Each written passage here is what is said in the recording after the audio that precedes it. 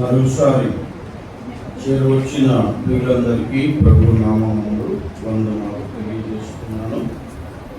దైవ గ్రంథంలో నుంచి దేవుని వాక్యం చదువుతున్న 2వ కొరింథీ పత్రిక 13వ అధ్యాయం.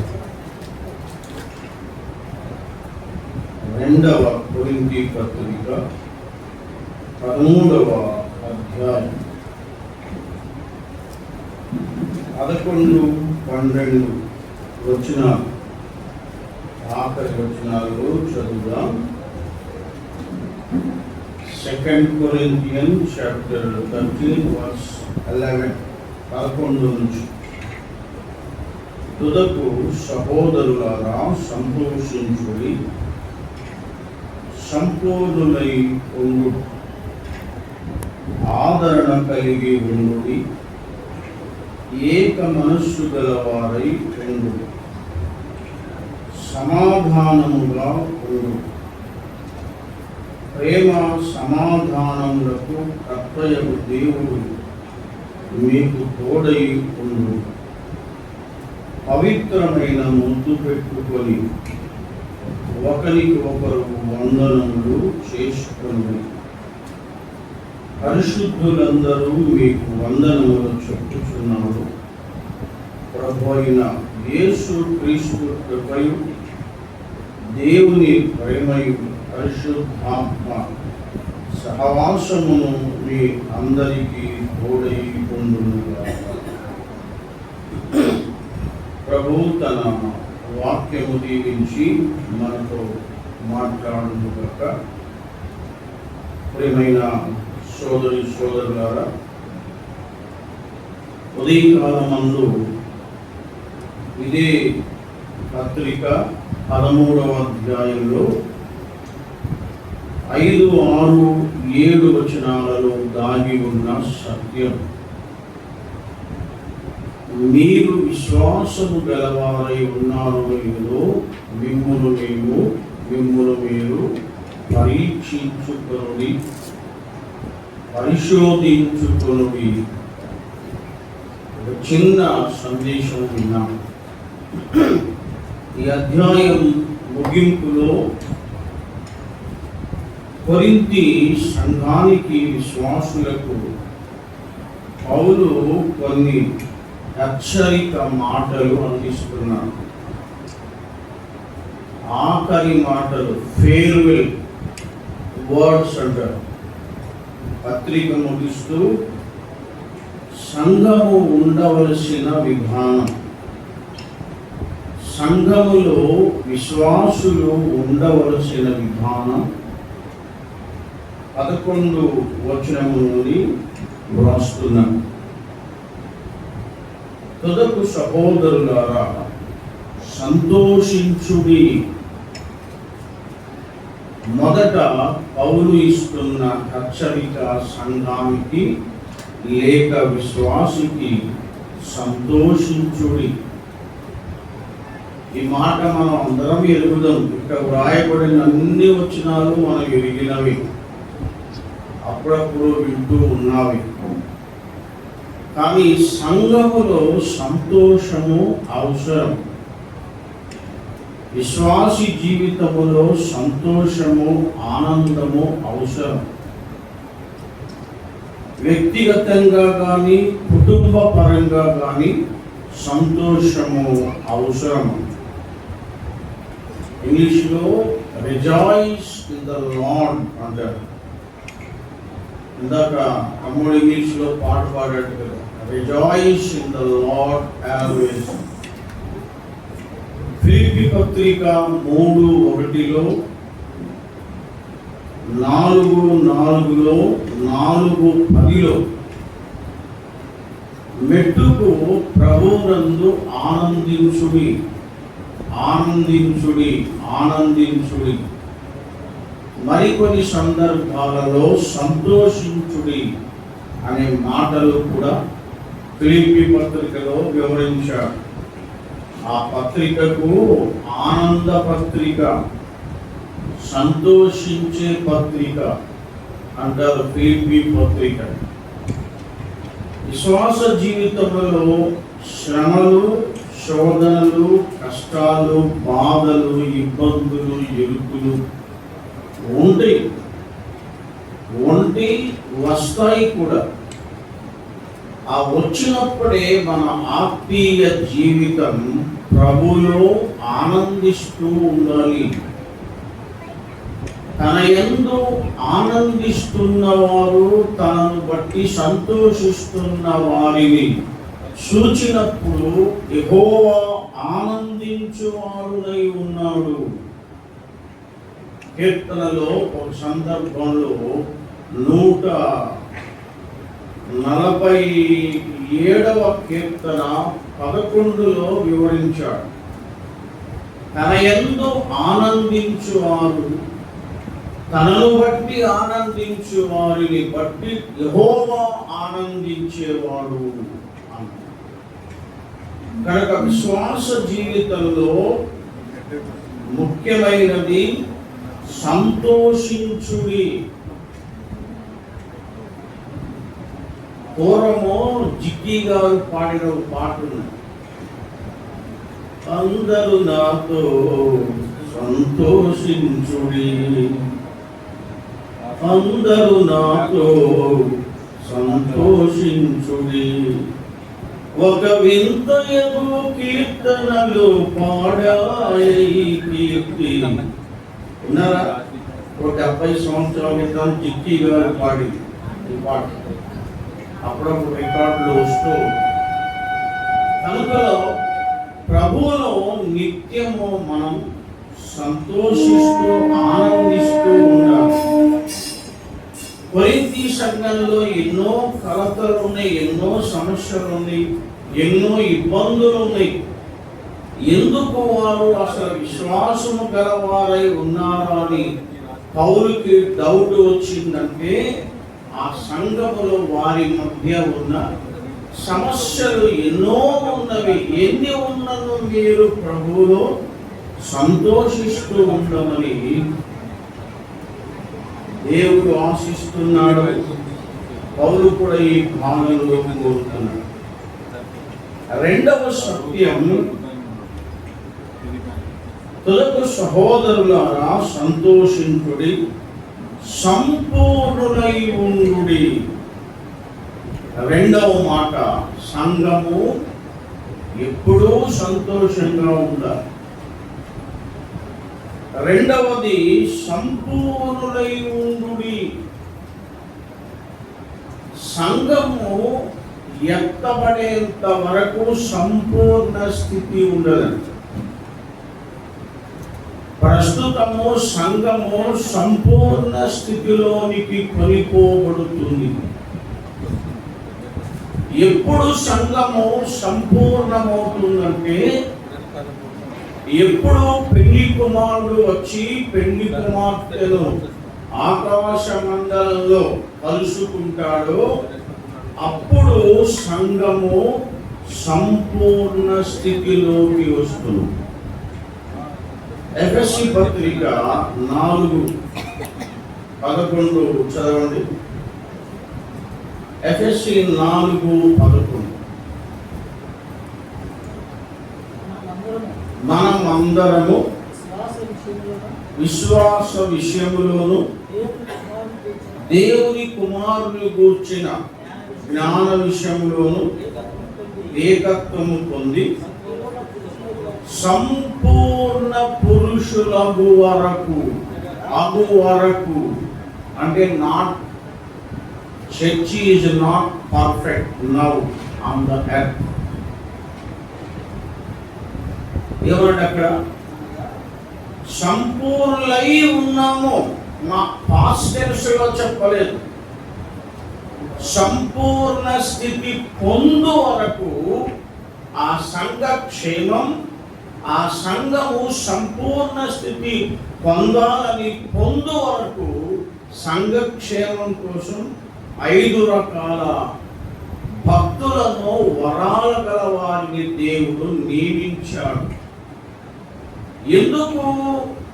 అక్కడ అపోస్తులు, పెద్దలు, సువార్తికులు, ఇంకా కాపరులు, ఉపదేశకులు, 5 రకాల ప్రజలను సంఘ క్షేమం కోసం, సంఘము సంపూర్ణ స్థితికి వచ్చు వరకు వీరు సంఘం కోసం పనిచేయాలని దేవుడు వీరిని నియమించాడు, లేక ప్రభు నియమించాడు. ఈ 5 రకాల వరాల గల వారిని దేవుడు సంఘక్షేమం కోసం ప్రభు ఏర్పాటు చేశాడు. ఇందులో ఈ 5 వ్యక్తులలో అపోస్తుల కాలము దాటిపోయింది. ఇప్పుడు అపోస్తులు అనబడిన వారు లేరు. No apostles on the earth. The time has gone. మొదటి శతాబ్దము వరకే అపోస్తులు దేవుడు తన పని కొరకు ప్రభు వాడుకున్నాడు. అపోస్తులు కాలము దాటిపోయింది. అపోస్తులు అంటే క్రీస్తు శిష్యులై ఉండాలి. మెయిన్ క్రీస్తు చేత పిలువబడిన వారై ఉండాలి. క్రీస్తు చేసిన అద్భుత ఆశ్చర్య కార్యములు కళ్ళతో చూచిన వారై ఉండాలి. క్రీస్తు సంఘమునకు పునాది వేసిన వారై ఉండాలి. క్రీస్తు మరణ పునరుద్ధానాలకు సాక్షి అయి ఉండాలి. These are all the qualities of the apostles. అపోస్తులు అంటే ఇది చెప్పని ఇన్ని రకాల లక్షణాలు, క్వాలిటీస్ కలిగిన వారే అపోస్తులు అని పిలవాలి. ఇప్పుడు కొందరు పెట్టుకున్నా అది చల్లదే కదా, వారి కాలము దాటిపోయింది. రెండవది ప్రవక్తలు. ప్రవక్తను దేవుడు పాత కొత్త నిబంధనలో వినియోగించాడు అవసరాన్ని బట్టి. ప్రవక్తలంటే దేవుని మాటను, దేవుని స్వరాన్ని, దేవుని సత్యమును విని ప్రజలకు తెలియజేసేవాడు ప్రవక్త. ప్ర అంటే మంచి, వక్త అంటే మాట్లాడువాడు. దేవుని స్వరమే ప్రవక్త, దేవుని మాటే ప్రవక్త. దేవుడు ఏమి చెప్పమన్నాడో అది విని అది ప్రజలకు తెలియజేసేవాడు ప్రవక్త. అంటే జరగబోయే దానిని దేవుడు ముందుగా ప్రవక్తల ద్వారా ప్రజలకు తెలియజేస్తాడు. మరి ఇప్పుడు ప్రవక్తలు అంటే జరగబోయే సమస్తము ఈ భూలోకంలో భవిష్యత్ కాలంలో ఏమి జరగాలో, ఏమి జరుగుతుందో, ఏమి జరగబోతుందో సమస్తము కూడా ప్రకటన గ్రంథంలో దేవుడు వ్రాయించి పెట్టాడు. ఇక ప్రవక్తలు, ప్రవచనాలు అక్కర్లేదు. అదే ప్రకటన గ్రంథం, ద ప్రొఫెసీస్. ఒక ఆయన నాకు ప్రవచనం వచ్చింది అని చెప్పాడండి అనుకుందాం, ఎగ్జాంపుల్. ఇప్పుడు ఈ ప్రవచనం బైబిల్ ఎక్కడ రాయాలో ప్రకటన 22వ అధ్యాయం కూడా ముగించి త్వరగా రమ్ము ప్రభువైన యేసు త్వరగా రమ్మని గ్రంథం ముగించాడు దేవుడు. ఇక ప్రవచనం ఎక్కడ రాయాలి?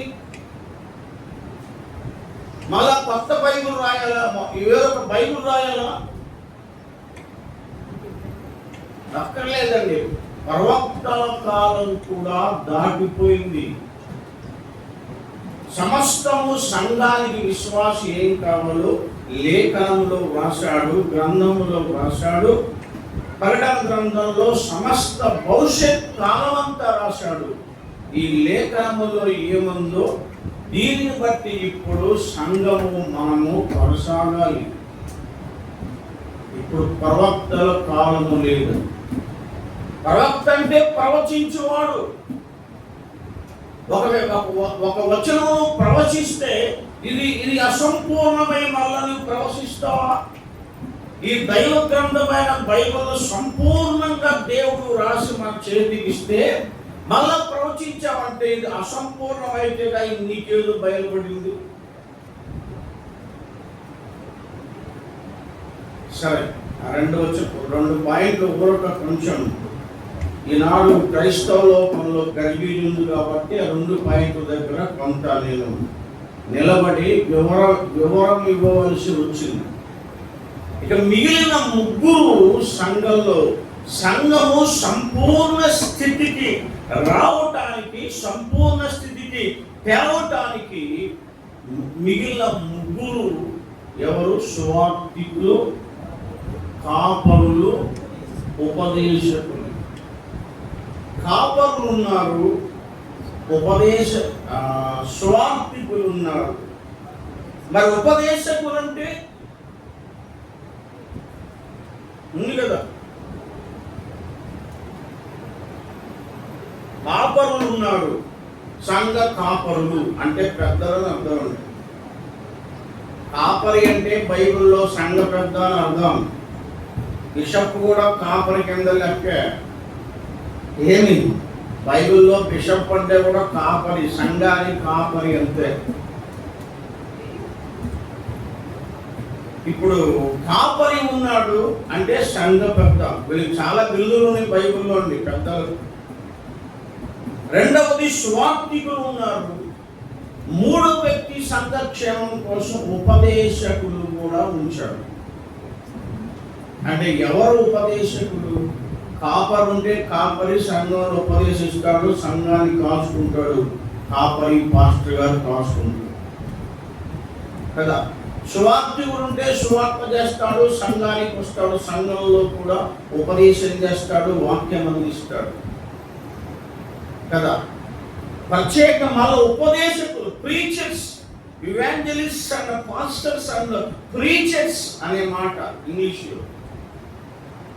ఎవరు వీళ్ళు సంఘంలో ఉపదేశకులు అంటే సంఘములో ఉన్న వ్యక్తులలో, భక్తులలో, విశ్వాసులలో ఆయన సంఘ కాపరి కాకపోయినా, సంఘ పెద్ద కాకపోయినా, సంఘంలో సువార్తికుడు కాకపోయినా బాగా వాక్యము ఎరిగి సంఘంలో నమ్మకంగా ఉంటూ, సాక్ష్యం కలిగి ఉంటూ, ఉపదేశించే వరము గలవాడైతే అవసరమును బట్టి ఆ ఉపదేశకుని సంఘములో వాడుకోవాలి. అతడే ఉపదేశకుడు. ఆయన సంఘ పెద్ద కాకపోవచ్చు, వాక్యం తెలుసు. ఆయన పాస్టర్ కాకపోవచ్చు, బాగా వాక్య అనుభవం ఉన్నది, ఉపదేశించే వరం ఉంది. అతనికి అవకాశం ఇవ్వాలి సంఘం.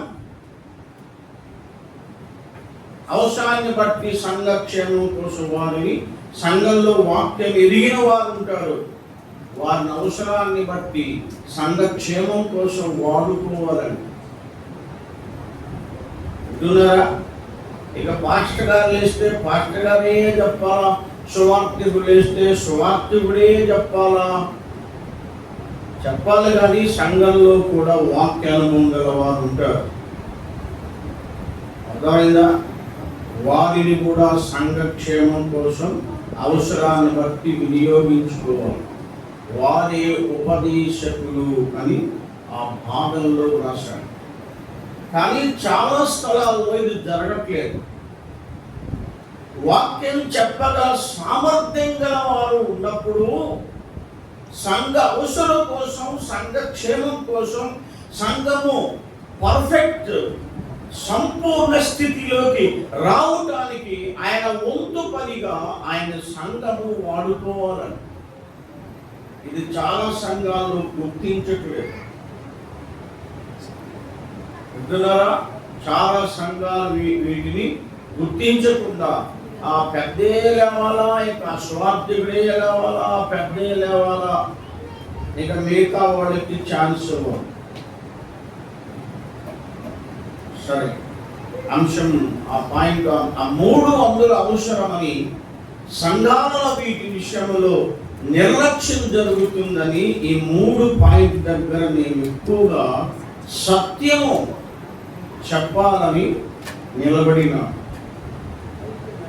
మనం ఏమంటున్నామంటే పౌలు వారికి ఇస్తున్న హెచ్చరిక సంఘానికి, ప్రభువులో సంతోషించండి. సమస్యలు అనేవి, గొడవలు అనేవి, మనస్పర్ధలు అనేవి ఎప్పుడు వస్తూనే ఉంటే ప్రభువులు ఆనందించండి అని చెప్తూ, రెండవది మీరు సంపూర్ణై ఉండుడి. సంఘము సంపూర్ణ స్థితి పొందు వరకు వీరిని దేవుడు నియమించాడు. ప్రస్తుతము సంఘము సంపూర్ణ స్థితిలో లేదు. ప్రభు వచ్చే వరకు అప్పుడు సంఘము పరిపూర్ణమవుతుంది. పెళ్లి కుమారుడు వచ్చి పెళ్లి కుమార్తెను కలుసుకున్నప్పుడే సంఘము సంపూర్ణమవుతుంది.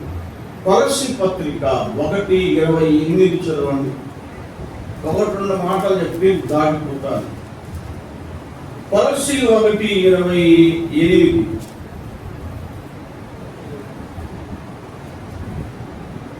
ఓకేగా?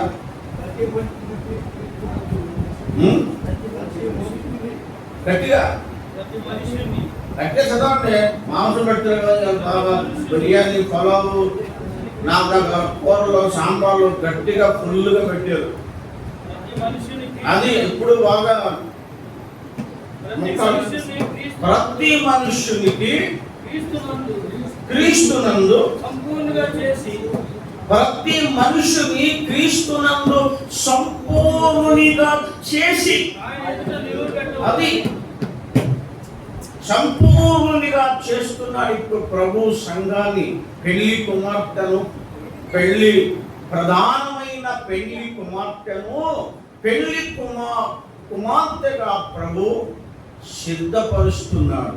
ప్రతి మనుషుని సంపూర్ణునిగా చేసి అంటే ఇంకా అవలేదు, నాట్ పర్ఫెక్ట్,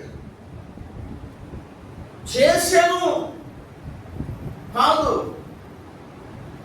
సంపూర్ణంగా చేసి అప్పుడు అక్కడ నిలబెడతాడు. ఎప్పుడు నిలబెడతాడో దేవుని ఎదుట సంఘాన్ని సంపూర్ణంగా చేసి సంపూర్ణ స్థితిలోనికి తెచ్చి అప్పుడు ఆయన ఎదుట నిలవబెట్టాలి. గొర్రెపిల్ల పెళ్లి విందు పరలోకంలోనే జరుగుతుందంటానికి చాలా రుజువులు ఉన్నాయి బైబిల్లో. రాసే ప్రతి బుక్కులో ఒక అంశం రాస్తే 3-4 రిఫరెన్స్లు ఆధారాలు ఇస్తారు. ఒకటి కాదు, ఉట్టుట్టి మాటలు కాదు, ఉట్టుట్టి వ్యాఖ్యానం కాదు. నా బుక్స్ అన్నీ చదువుకొని 9-10 రాశాను. ఒక మాట అంశం రాశానంటే దానికి 4-5 రెఫరెన్స్లు ప్రూఫ్ ఇస్తారు. అది చూసుకొని బోధకులు బోధించడానికి ఏదో వ్యాఖ్యానం రాసి గడబడ పంపటం కాదు, ఖచ్చితంగా రుజువు ఇస్తావా. ఈ బుక్లో ప్రకటనలో రెండో భాగంలో ఒక ప్రశ్నార్థం చెప్పండి మీ అందరూ. నిత్యత్వము అంటే యుగయుగాలు, నిత్యత్వము సదాకాలము మనము ఎక్కడ ఉంటాము చెప్పండి, వర్షపెట్టి చెప్పండి. ఎటర్నిటీ అంటారు కదా, eternity, eternal life, eternal Kingdom, నిత్య యుగము, సదాకాలము, యుగయుగాలు. సంఘము పరిశుద్ధులు మనమే కాదు, పాత నిబంధన పరిశుద్ధులు కూడా ఉంటారు. 7 ఏళ్ల సాక్షులైన లక్షల మంది ప్రజలు మళ్ళా లేపబడతారు. వీరందరూ కలిసి నిత్యత్వము ఎక్కడ అనుకుంటారో చెప్పండి గట్టిగా.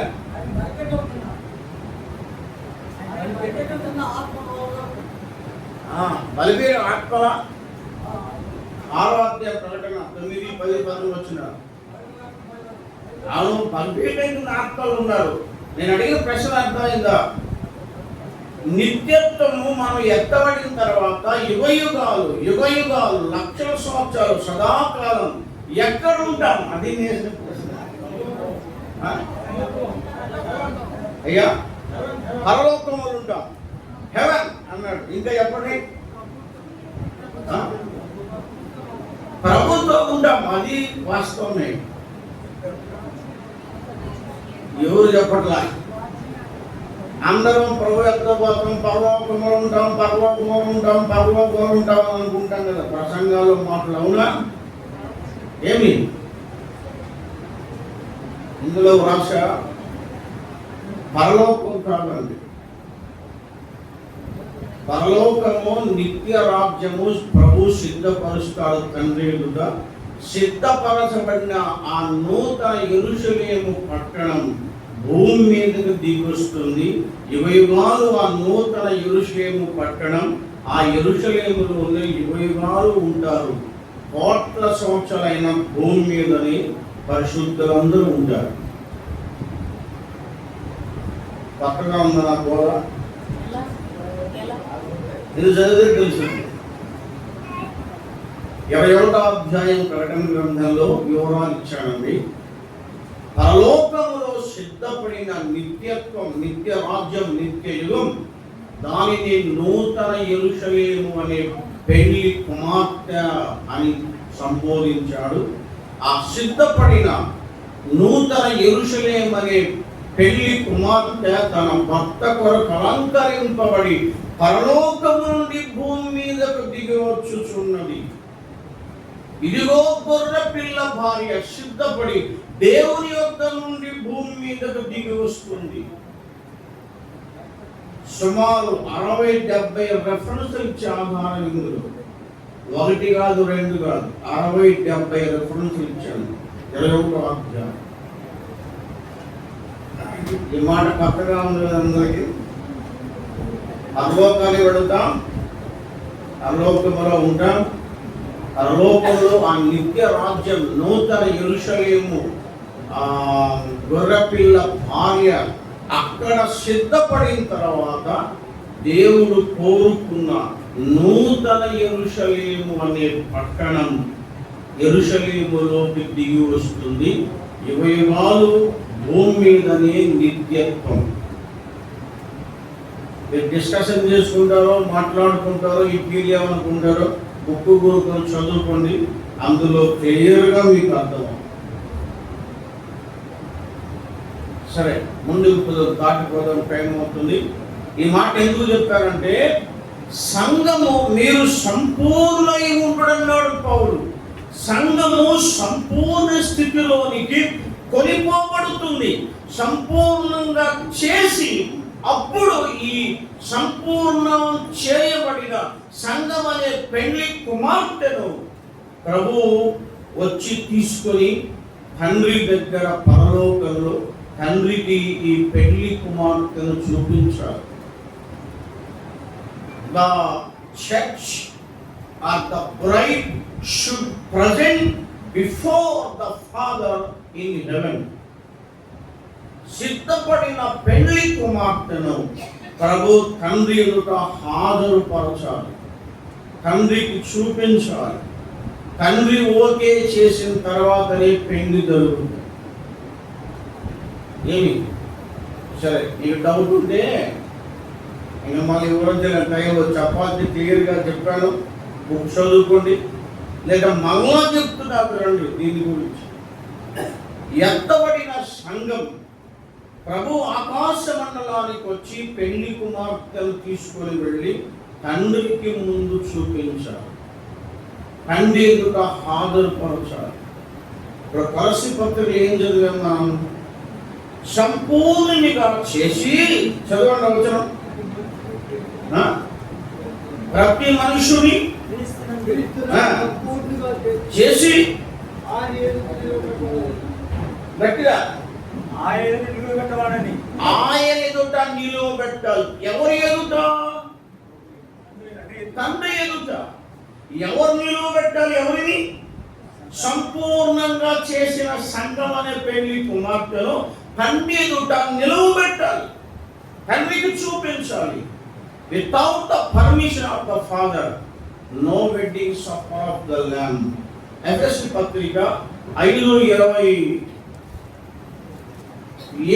25 చదవండి. ఎఫెసీ 5. పురుషులారా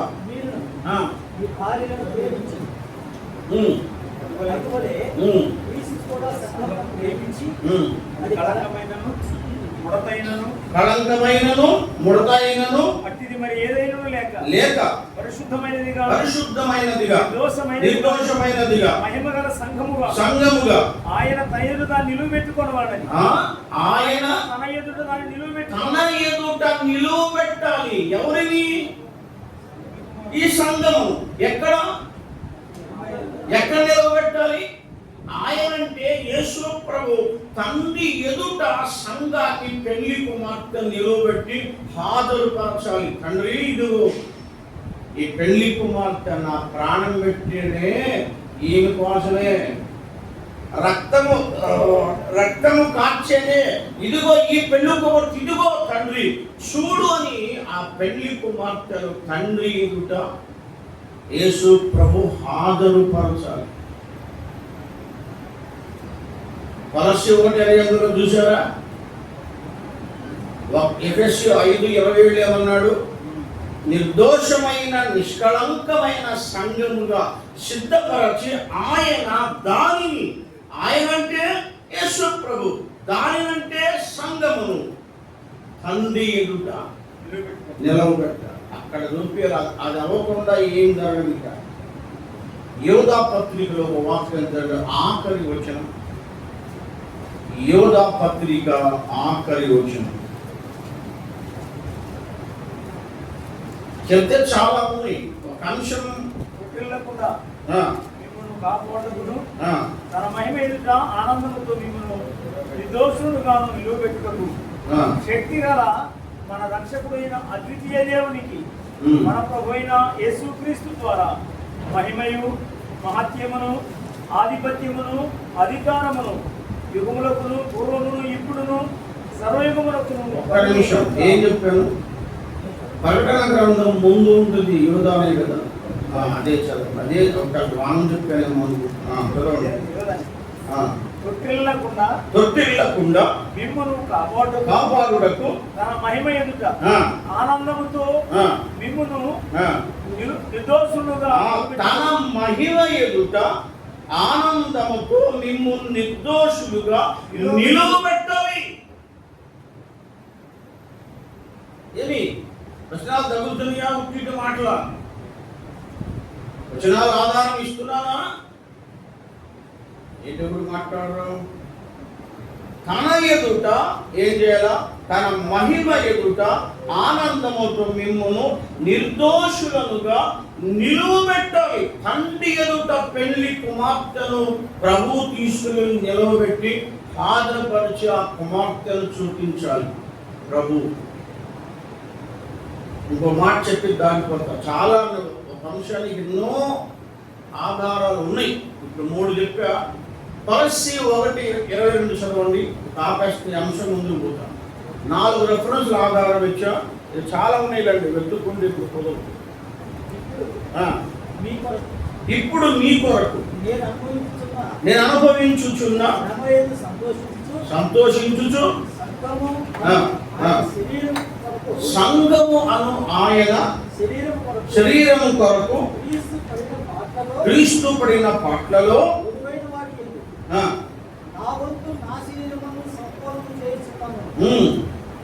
దేవుని వాక్యమును యుగములలోను ధర్మములలోను మరుగు చేయబడుతున్న మర్మమును సంపూర్ణముగా ప్రకటించుటకు మీ నిమిత్తము నా గొప్పగింపబడిన దేవుని ఏర్పాటు ప్రకారము 22 చదువుతున్నావా?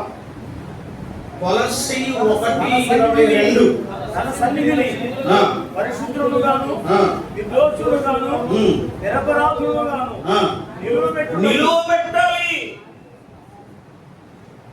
ఎన్ని చెప్పాను ఇప్పుడు? 4 ఇంకా చెప్తా, కావాలంటే వదిలేద్దాం. ఇక్కడ చెప్పాడు తన సన్నిధి అంటే పరలోకమందు దేవుని సన్నిధిలో పరిశుద్ధులుగాను నిర్దోషులుగాను నిరపరాధులుగాను సంఘాన్ని సిద్ధం చేసి కదా నిలువబెట్టుటకు ఆయన మాంసయుక్తమైన దేహమందు అన్నాడు. ఆయన ఎదుట నిలువబెట్టుటకు. ఈ 4 రాసుకోండి, వదిలేదు. సంతోషించుడి, సంపూర్ణై ఉండుడి. 3వది ఆదరణ కలిగి ఉండుడి. ఆదరణ, సంఘానికి ఆదరణ, కుటుంబంలో ఆదరణ, విశ్వాస జీవితంలో కూడా ఆదరణ అవసరం. చనిపోయినప్పుడు ఆదరణ కూడికని పెడతాం కదండి. చనిపోయిన రోజు, 2వ రోజు, 3వ రోజు పెట్టుకుంటే అది వేరండి. 11వ రోజు ఆదరణ కూడిక లేక జ్ఞాపకార్థ కూడిక అంటే దినమే అది ఏంటి. పైకి మాత్రమే 7వ రోజు 9వ రోజు ఆదరణ కూడిక బోర్డులు పెట్టి ఆ రోజు చేసుకో, చనుపు రోజు చేసుకో, 2వ రోజు చేసుకో, 3వ రోజు చేసుకో, పలానా తారీఖు అని పెడితే అదేం మరి. పైకేమో మనం ఆదరణ కూడికని పెడుతున్నాం, లోపల 11వ రోజు పెడితే అదేం ఏమంటారు లోపల మన జనం కదా. జనమే ఆ జనం అంటారు మన ఆదరణ కూడిక. పేరు మార్పు అంత రంగు మారుస్తుంది. సంఘానికి ఆదరణ ఏంటంటే ప్రభు వస్తాడు, ప్రభు రాకడ కోసం ఎదురు చూస్తున్నాం. ఆ పాఠముతో, ప్రధాన దూత శబ్దముతో, దేవుని ఘోరతో పరలోకం నుండి ప్రభు వస్తాడు. క్రీస్తు నుండి మృతులైన వారు మొత్తలేస్తారు, సజీవం ఉన్న వారు కూడా మార్పు చెంది ప్రభుని కలుసుకుంటాం. కాగా ఈ మాటల చేత మీరు ఒకరినొకడు ఆదరించుకొనుడి. ప్రభు రాకడ సంఘానికి ఆదరణ. అంటే లోకములో నుండి మనము ఎత్తబడి మహిమా దేహాలు ధరించి ప్రభువుని కలుసుకొని పరలోకానికి ఎక్కిపోతాం. ఆ గొర్రె పిల్ల పెళ్లి విందు ఉంది. ఇది మనకు ఆదరణ. ప్రభు రాకడ కోసం ఎదురు చూస్తూ ఉండాలి అన్నాడు. తర్వాత ఏక మనస్సు కలిగి ఉండాలి. ఇదే లోపిస్తుంది సంఘాలలో, విశ్వాసుల మధ్య, ప్రజల మధ్య. ఏక మనస్సు. కొరింథీ సంఘంలో అదే లేదు మరి కదా. వారి మధ్య ఏక మనస్సు లేదు. 1వ అధ్యాయం 10లో చెప్పాడు, 3వ అధ్యాయం 3:3లో కూడా మీలో ఏక మనస్సు లేదని నేను విన్నాను. సంఘములో అవసరం, కుటుంబములో అవసరం, భార్య భర్తల మధ్య కూడా ఐక్యత, ఏక మనస్సు అవసరం. ఇశ్రాయేలు మీదికి అనేక మంది యుద్ధానికి వచ్చినప్పుడు వారందరూ ఏక మనస్సు కలిగి ఒక్క మనసుతో యుద్ధం చేసినప్పుడు శత్రువులను ఓడగొట్టారు. న్యాయాధిపతుల గ్రంథంలో ఈ సత్యం ఉంది. ఈ ఐక్యత బలాన్ని చూపిస్తుంది. ఒక అడవిలో 3 ఎద్దులు కలిసి మేస్తున్నాయి అంటండి. బాగా మేసి అడవిలో బలంగా శక్తి కలిగి ఉంది. ఒక పెద్ద పులి చూసింది, చాలా దూరం ఉంది. అప్ప ఏముండేరా ఎద్దులు, ఒకదాన్ని చంపుకొని తింటే 1 రోజు తినొచ్చని ఆ ఎద్దుల మీద పడిపోయింది ఒక పెద్ద పులి. 3 ఎద్దులు ఒకటే ఒకే మనసు కలిగి పెద్ద పులి ఎదురిస్తే అది పారిపోయింది. కొన్నాళ్ళ తర్వాత 3 ఎద్దుల మధ్య గొడవలు వచ్చి, మనస్పర్ధలు వచ్చి, భేదాభిప్రాయాలు వచ్చి ఏ ఎద్దు ఆ ఎద్దు దూరంగా మేస్తా ఉంది. ఇప్పుడు చింతపులు చూసి ఏంటి 3 ఎద్దులు కలిసి వేసాయి. ఇప్పుడు దూరంగా దానికి వెళ్ళి అడవిలో వేసుకున్న ఏంటి, ఇది మంచి ఛాన్స్ అనుకుని ఒక ఎద్దు మీద పడి చంపుకొని తింది. మళ్ళా కొంతకాలం ఇంకొక ఎద్దు మీద పడి 3 ఎద్దులు చంపుకొని తింది. 3 కలిసి ఉన్నప్పుడు మరి పెద్ద పులి జయించగలిగిందా? 3 కలిసి ఐక్యంగా, సమాధానంగా, ఒకే భావంతో ఎదిరించినప్పుడు పెద్ద పులి పారిపోయింది. 3 దేనికి దానికి దూరమైనప్పుడు వాటి బలం తగ్గిపోయింది. చిన్న దారాన్ని మనం తుంచేయొచ్చు. 2-3 దారాలు కలిసి పేని తుంచండి చూద్దాం. దారం పోగుందండి, కట్మల్లాగా తెగుద్ది. అదే 3-4 దారాలు కలిసి పేంతి కట్ చేయగల నెవరు తెగదు. అంటే ఐక్యంగా కలిసి ఉన్నప్పుడు బలం ఉంది.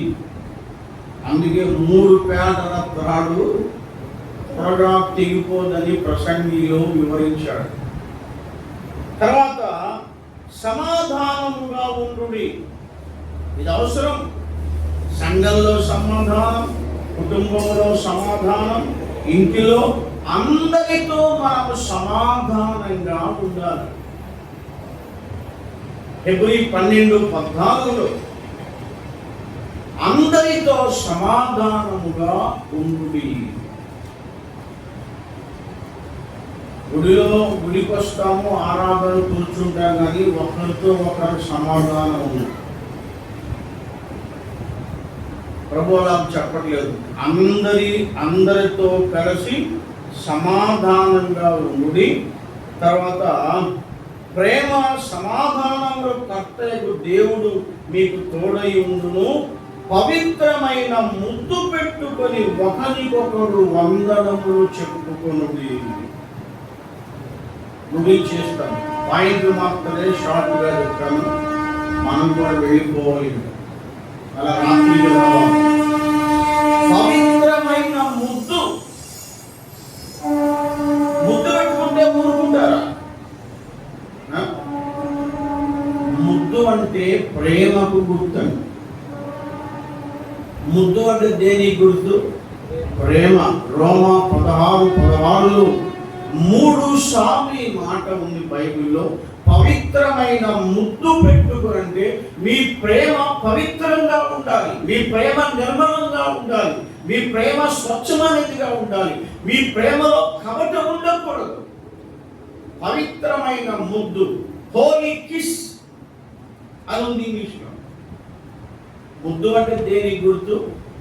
ఒకరినొకడు పవిత్రంగా ప్రేమగా ప్రేమించుడి అని అర్థం. కపటమైన ప్రేమ కాదు, పైపైన ప్రేమ కాదు, హోలీ కిస్. అందుకే తెలుగులో పవిత్రమైన ముద్దు అంటే మన ప్రేమలో కల్మషం ఉండకూడదు. స్పష్టంగా పౌలు కొరింథీ సంఘానికి రాస్తూ, మీ ప్రేమ నిష్కపటమైనదై ఉండవలెను, నిర్మలమైనదై ఉండవలెను, స్వార్థము లేనిదై ఉండవలెను, పవిత్రమైన ముద్దు ఒకరినొకడు పెట్టుకోనంటే ఒకరినొకడు యోగ్యంగా పవిత్రముగా ప్రేమించాలి అని. ఆ ప్రేమ ప్రభు దేవుడు నా పట్ల చూపించాడు. ఆయన ప్రేమ పవిత్రమైనది, నిర్మలమైనది, స్వచ్ఛమైనది, కపటము లేనిది.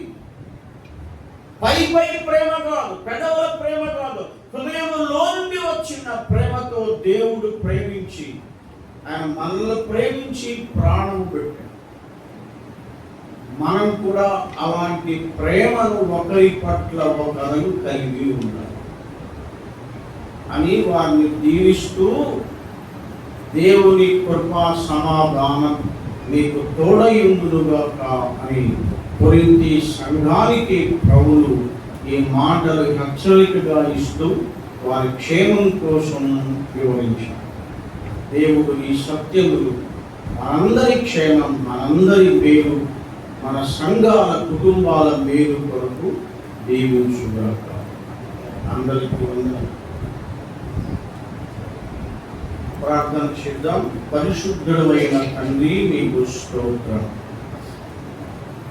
గత దినము, ఈ దినము, రేపు కూడా మీ ప్రియ సంఘమును ప్రేరేపించి బలపరచి 3 దినాల సభలు ఏర్పాటు చేసినందుకు స్తోత్రం.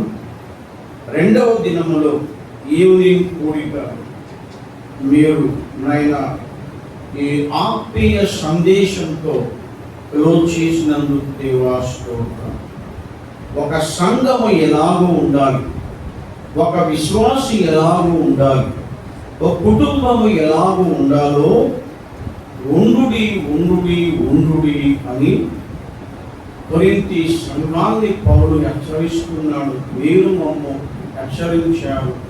వాక్యం విన్న ప్రకారం మేము కూడా ఆ తలంపులు, ఆ 7 సత్యాలు మా అనుభవంలో కలిగి మేము అనుసరిస్తూ పవిత్రమైన ప్రేమ కలిగి ఒకరి పట్ల ఒకరు ఉండునట్లు చూపు ప్రయాసపడుతున్న వారందరినీ, సంఘమును, పెద్దలను, ప్రయాసపడుతున్న వారిని, ఆతిథ్యమును, పరిచర్యను అంతయు దీవించు. రాత్రి కోడి కూడా ఘనంగా జరిగించు. రేపు మధ్యాహ్నం వరకు మీ సన్నిధి నైనా ఈ స్థలములో ఉంచి ప్రజల మేలు కొరకు మీ దాసులను బలపరిచి వాడుకుంటురని యేసు ప్రభు పరిశుద్ధ నామమును స్తుతించి ప్రార్థిస్తున్నాము తండ్రి. ఆమేన్. అందరికీ వందనాలు.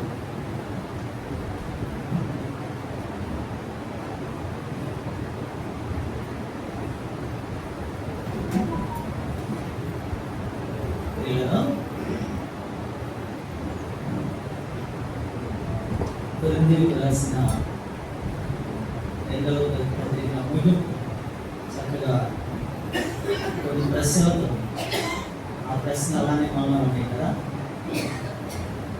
ప్రభు చిత్తం అయితే మరొకసారి వారే ఆ విషయాల మీద చాలా సజీవంగా మాట్లాడి ఉన్నారు.